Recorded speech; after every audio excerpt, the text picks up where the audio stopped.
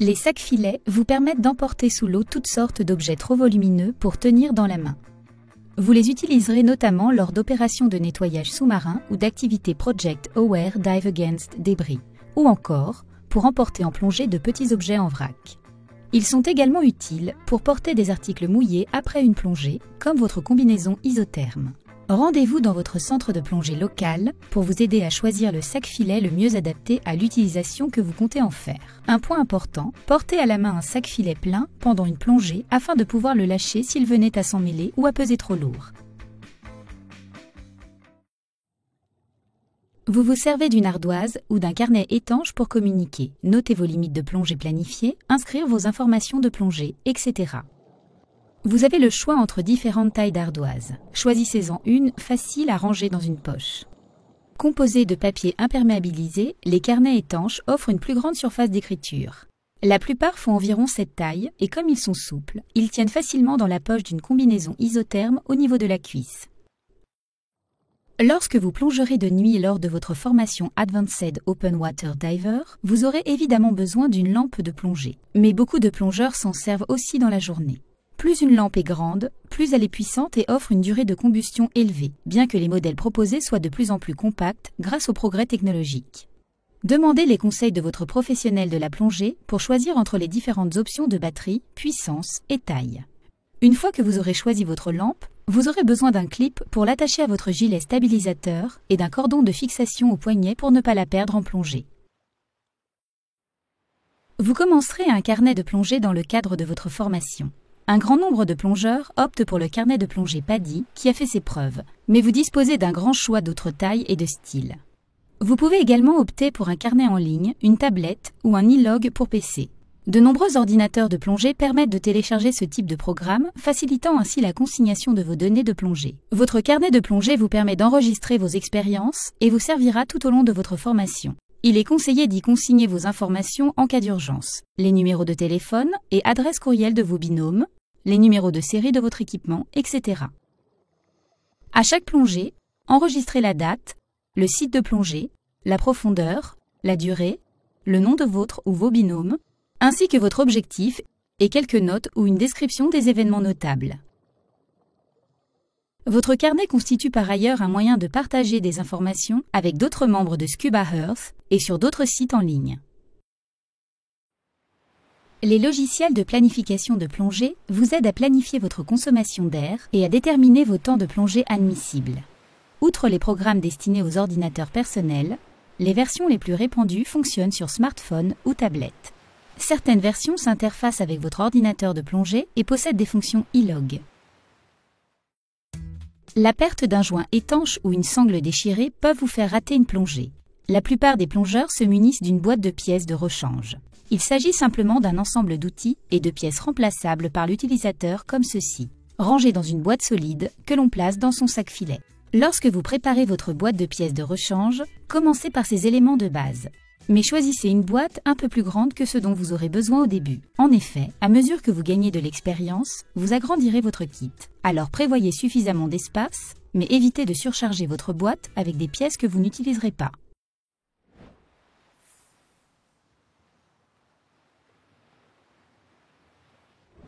Même s'il s'agit d'une activité de détente, à l'instar de tous les sports, la plongée peut être physiquement épuisante, notamment lorsque vous marchez avec votre matériel, nagez dans un courant ou intervenez pour une urgence.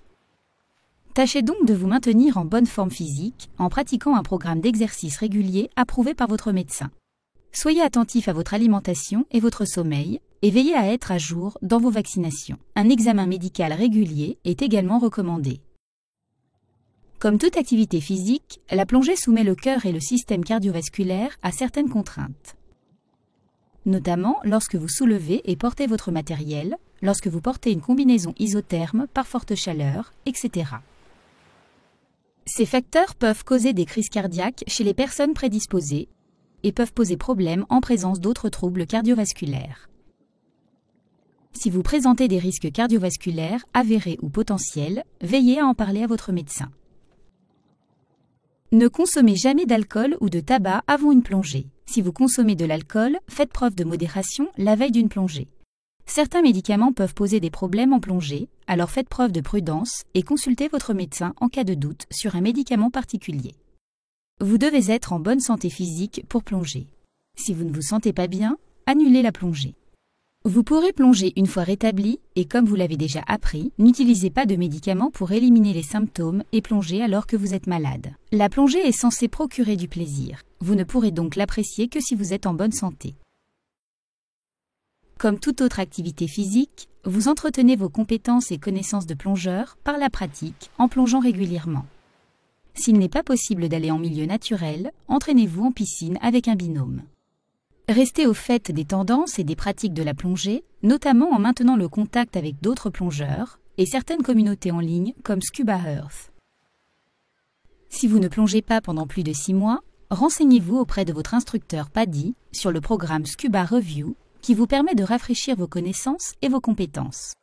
La poursuite de votre formation de plongeur est un excellent moyen de maintenir votre niveau car vous vous servez non seulement des compétences déjà acquises, mais vous en apprenez de nouvelles. Vous pouvez notamment enrichir votre expérience et vos qualifications en prenant le cours PADI Advanced Open Water Diver, des cours de plongée spécialisés et d'autres programmes. En plongée loisir, on utilise le plus souvent de l'air comme mélange respiratoire. L'air est en fait un mélange de gaz. Concrètement, il est composé à 21% d'oxygène et à 79% d'azote. Nous examinerons 4 problèmes potentiels liés à la respiration d'air sous l'eau. Toxicité de l'oxygène, contamination de l'air, accident de décompression et narcose gazeuse. Nous examinerons la toxicité à l'oxygène, la contamination de l'air et les accidents de décompression dans cette section, puis la narcose gazeuse dans la section 5. Bien que nous en ayons besoin pour vivre, l'oxygène est toxique sous pression. Il pose également des risques d'incendie et de combustion en contact avec l'équipement. Mais si l'on utilise sciemment sa réserve d'air dans les limites de profondeur d'une plongée loisir, aucun de ces problèmes ne devrait se poser. L'air enrichi, nitrox, en revanche, est enrichi à l'oxygène et possède donc une moindre proportion d'azote et une proportion plus élevée d'oxygène. Même s'il présente des avantages par rapport à l'air non enrichi, les questions de toxicité à l'oxygène et de l'équipement peuvent poser problème en présence d'air enrichi nitrox. Vous pouvez apprendre à gérer ce type de problème en suivant la formation PADI Unreached Air Diver, mais n'utilisez pas de bouteilles remplies d'air enrichi tant que vous n'avez pas reçu de certification Unreached Air Diver. De l'air contaminé contient des impuretés. C'est extrêmement rare en plongée. L'air contaminé a parfois un mauvais goût ou une mauvaise odeur, mais pas toujours. Les signes et symptômes de contamination de l'air incluent des maux de tête, nausées, étourdissement, absence de réaction et lèvres et ou ongles rouges, cerises. Ne plongez jamais avec de l'air ayant un mauvais goût ou une mauvaise odeur et mettez immédiatement fin à la plongée si vous ne vous sentez pas bien.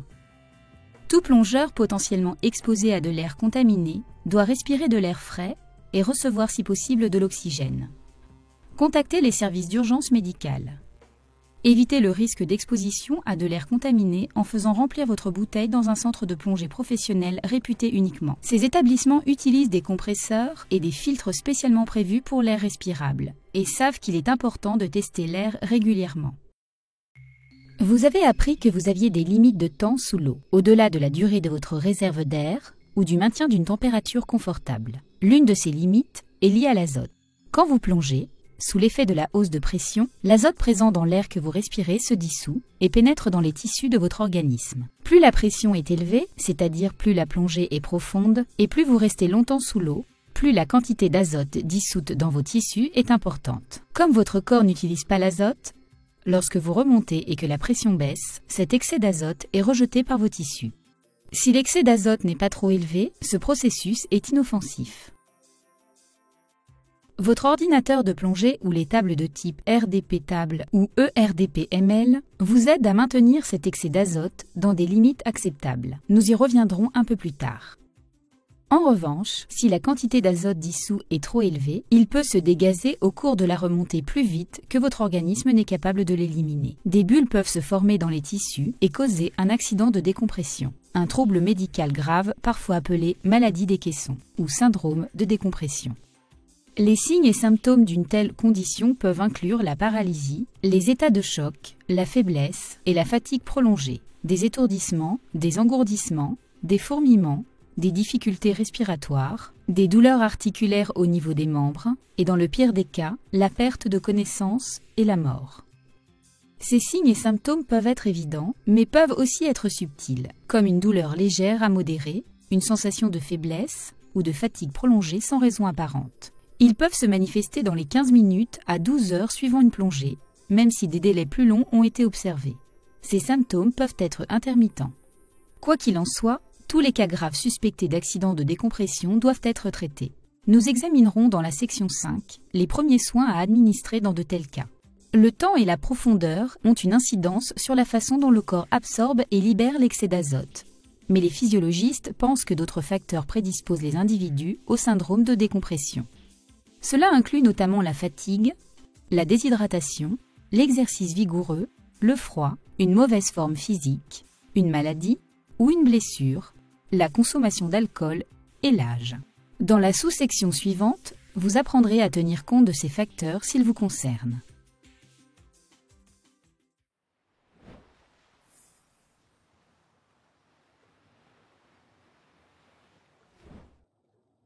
Afin de réduire au maximum les risques d'accidents de décompression, les niveaux d'azote excédentaires doivent être maintenus dans les limites admises.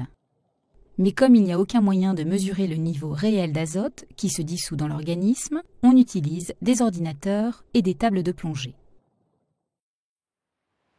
Ceci applique un modèle mathématique pour estimer les variations du niveau d'azote dans le corps avant, pendant et après une plongée. Basés sur les données de milliers de plongées, les modèles de décompression sont extrêmement fiables pour la grande majorité des individus.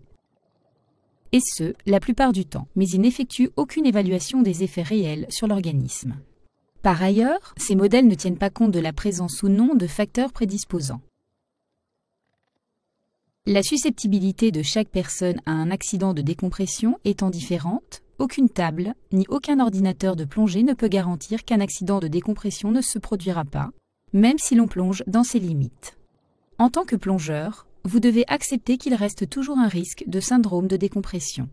Pour vous aider à réduire et gérer ce risque, l'essentiel est de toujours plonger en respectant largement les limites indiquées sur votre ordinateur et ou la table de plongée. Plongez toujours avec prudence. Remontez lentement de chaque plongée, pas plus vite que 18 mètres ou 60 pieds par minute, ou plus lentement selon les indications de votre ordinateur. Marquez un palier de sécurité à 5 mètres, 15 pieds. Toutes ces précautions vous aideront à vous maintenir largement dans les prédicats du modèle.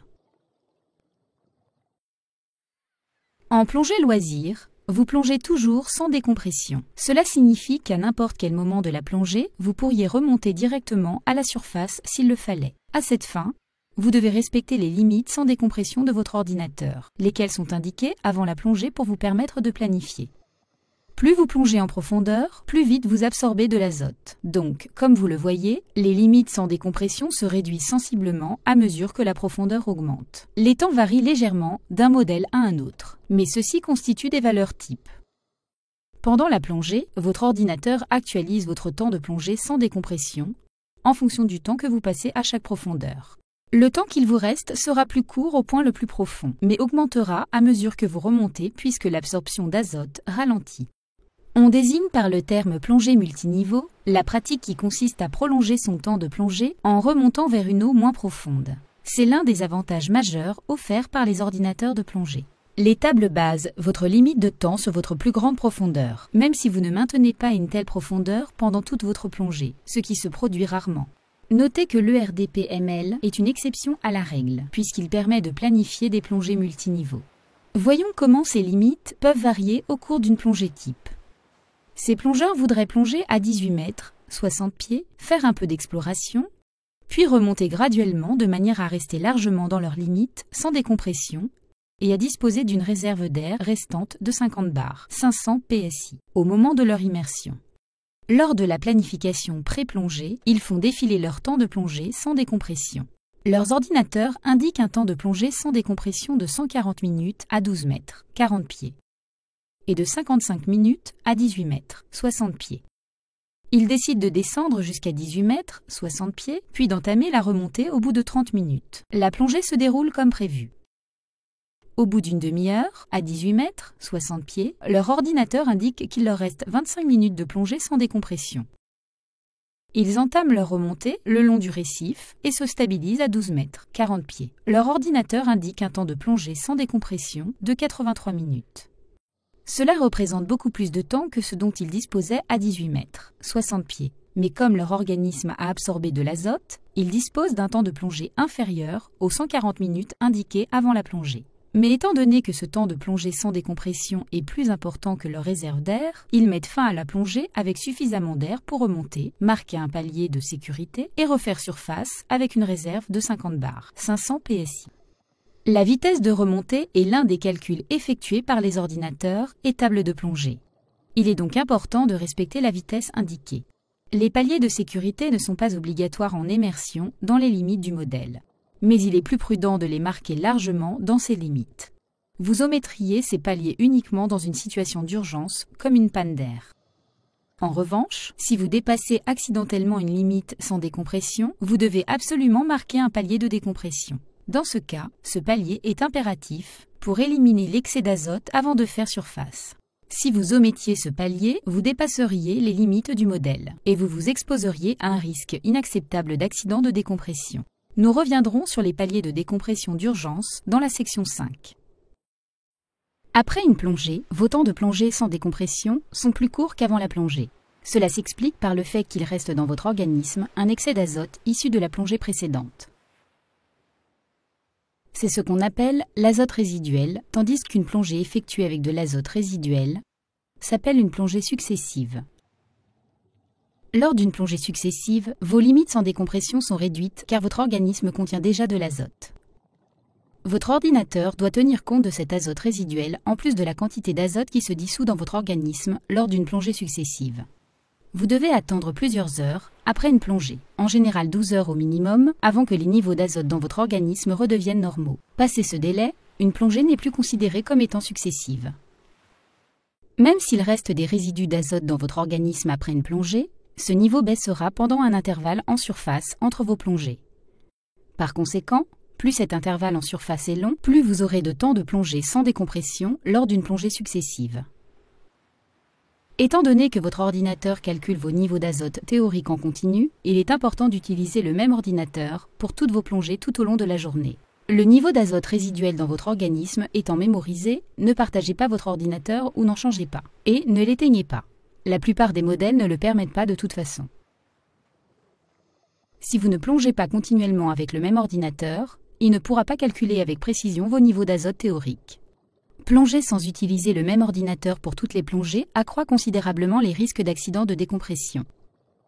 Suivez également toutes les recommandations supplémentaires du fabricant concernant l'utilisation d'un ordinateur lors de plongées successives.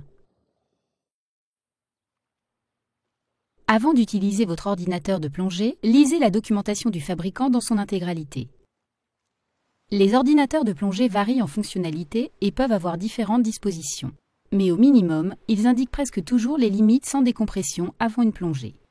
Une fois sous l'eau, vous pouvez lire votre profondeur, le temps écoulé, ainsi que le temps de plongée sans décompression qu'il vous reste. Vous disposez d'un indicateur de vitesse de remontée et des informations de décompression d'urgence apparaissent si vous dépassez accidentellement une limite sans décompression. Entre les plongées, vous pouvez lire votre temps d'intervalle en surface et rappeler des données de plongée précédentes. Lorsque vous êtes prêt à planifier votre plongée, vous activez votre ordinateur en appuyant sur un bouton ou en touchant des contacts, comme ceci. Convenez avec votre binôme de vos limites maximales de profondeur et de temps en vous basant sur les limites sans décompression affichées par l'ordinateur. Rappelez-vous que les limites sans décompression sont plus courtes lors de plongées successives et plus longues lors de plongées multiniveaux et à moindre profondeur. Planifiez un temps maximum et vos limites de consommation d'air. Vous disposez souvent de beaucoup plus de temps de plongée sans décompression que de réserve d'air. Vous faites demi-tour en fonction de la limite que vous ou votre binôme atteignez en premier. Temps de plongée, point de retour pour la réserve d'air ou temps de plongée restant sans décompression. Songez à noter ces informations sur une ardoise pour vous y référer pendant la plongée. Il y a 6 directives à suivre pendant une plongée avec un ordinateur.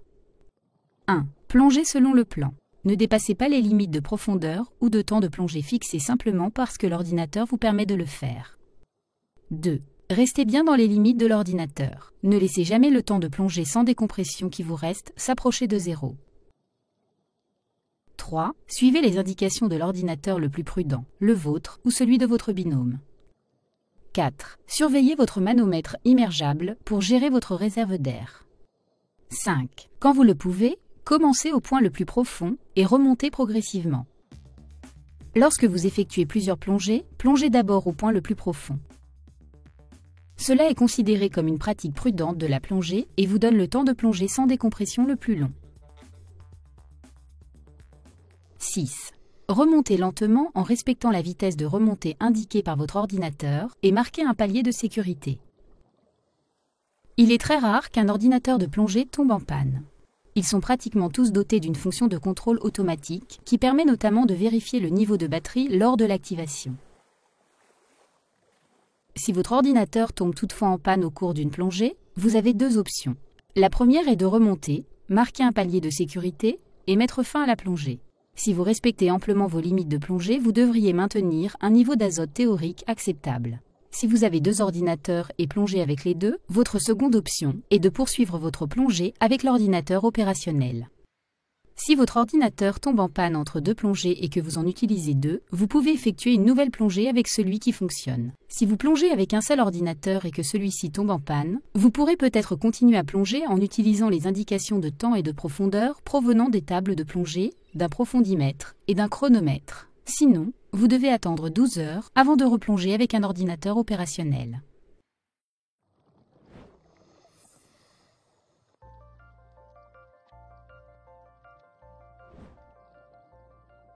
Même si les plongeurs ne représentent pas une véritable menace pour le monde sous-marin, il est important d'appliquer des techniques de plongée respectueuses de l'environnement. Tandis que certains plongeurs peuvent causer des dégâts par manque de considération, d'autres veulent admirer la beauté naturelle et le patrimoine culturel.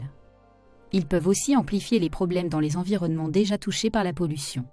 Mais surtout, en tant que plongeur, vous avez un rôle d'ambassadeur du monde sous-marin, et vous montrerez l'exemple en optant pour les bonnes techniques de plongée.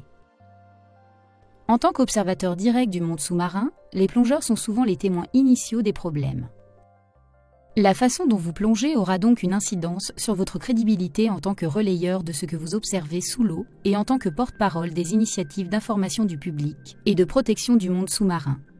Vous pouvez aussi agir directement en participant par exemple aux opérations de nettoyage, d'élimination des espèces envahissantes ou de collecte de données destinées à la recherche.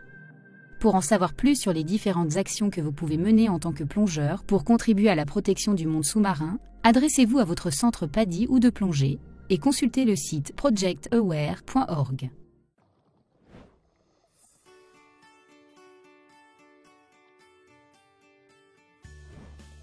Parmi les techniques qui vous seront enseignées, vous apprendrez à enfiler votre nécessaire de plongée à la surface. Cela est souvent nécessaire lors d'une mise à l'eau depuis un petit bateau, mais peut aussi intervenir depuis un grand bateau, un quai ou dans d'autres situations. Une fois votre équipement entièrement assemblé, procédez à votre contrôle de sécurité pré-plongée, même si vous ne le portez pas.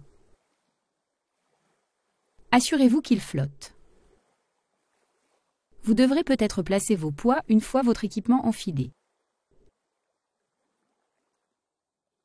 Si vous n'utilisez pas de gilet à lestage intégré, vous mettrez vos poids une fois équipés de votre nécessaire. Ne vous mettez pas à l'eau sans gilet si vous portez votre système de lestage. Dès que vous êtes prêt, mettez votre matériel dans l'eau ou sur un câble si vous ne vous mettez pas tout de suite à l'eau ou votre binôme peut vous le passer après votre mise à l'eau. Mettez-vous à l'eau en utilisant une technique adaptée, par exemple en position assise contrôlée. Si vous optez pour cette technique, asseyez-vous comme ceci et posez les deux mains sur le pont comme ceci. Pivotez vos mains et abaissez-vous comme ceci. À présent, débouclez votre ceinture, tenez votre nécessaire de plongée à la verticale et enfilez-le. Il peut être utile de gonfler votre gilet stabilisateur juste assez pour qu'il flotte légèrement. Une autre technique consiste à vous asseoir sur votre matériel comme ceci. à rentrer les bras, puis à vous glisser vers l'avant pour qu'ils se mettent en place. Une fois ce matériel enfilé, attachez et réglez le harnais. Puis mettez votre système de lestage s'il était trop lourd pour le mettre auparavant. Une fois votre binôme équipé à son tour, procédez à la dernière étape du contrôle de sécurité pré-plongée pour vous assurer que toutes les sangles sont bien attachées et qu'aucun tuyau ne s'est accidentellement coincé. Vous pouvez également utiliser la technique de mise à l'eau assise contrôlée en portant votre équipement de plongée. Gonflez partiellement votre gilet et respirez sur votre détendeur comme vous procéderiez pour toute mise à l'eau. Assurez-vous que votre bouteille passe bien au-dessus du bord de la plateforme avant de vous laisser tomber dans l'eau. Il arrivera peut-être que vous deviez venir en aide à un binôme qui, par fatigue, à cause de crampes ou d'un autre problème, a des difficultés à nager. Assurez-vous avant tout d'être tous deux en état de flottabilité. Utilisez le remorquage par la robinetterie de la bouteille pour les remorquages sur de courtes distances, comme ceci. Pour les distances plus longues, poussez le plongeur fatigué pour voir où vous allez. Placez les pieds du plongeur sur vos épaules et vos mains sur ses genoux, comme ceci, et nagez lentement à un rythme régulier.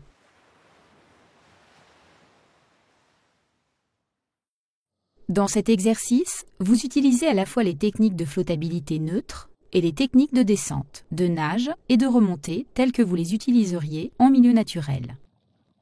Vous supposerez que le fond ou une zone particulière est fragile, comme le corail, et éviterez donc tout contact. Lorsque vous êtes prêt, effectuez une descente en 5 points avec votre binôme en vous aidant d'un point de repère visuel, tel un câble ou autre. Contrôlez votre descente en maîtrisant votre flottabilité. Donc, vous vous arrêtez et vous mettez en flottabilité neutre à environ 1 ou 1,2 mètres, 3 ou 4 pieds au-dessus du fond. Puis vous maîtrisez votre flottabilité et nagez sans toucher le fond.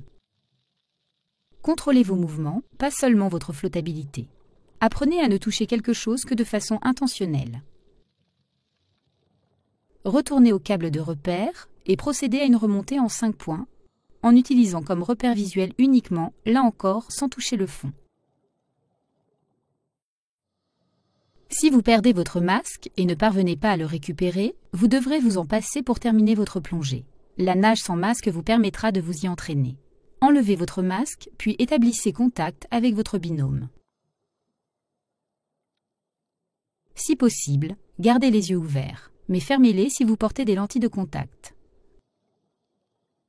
Nagez sur au moins 15 mètres, 50 pieds, en égalisant vos oreilles et en contrôlant votre flottabilité à l'aide de votre binôme. Concentrez-vous à respirer par la bouche. Si une petite quantité d'eau pénètre dans votre nez, expirez par le nez. Une fois votre destination atteinte, remettez votre masque et videz-le. Dans la section 3, vous avez appris que vous pouvez respirer à l'aide d'un détendeur à débit continu. Pour simuler un débit continu, vous ou votre instructeur allez appuyer sur le bouton de purge. Rappelez-vous de tenir l'embout buccal contre vos lèvres, comme ceci. Ne fermez pas la bouche dessus, mais vous pouvez insérer une extrémité de l'embout si c'est plus facile pour vous. Laissez l'excédent d'air s'échapper en prenant les petites gorgées d'air dont vous avez besoin.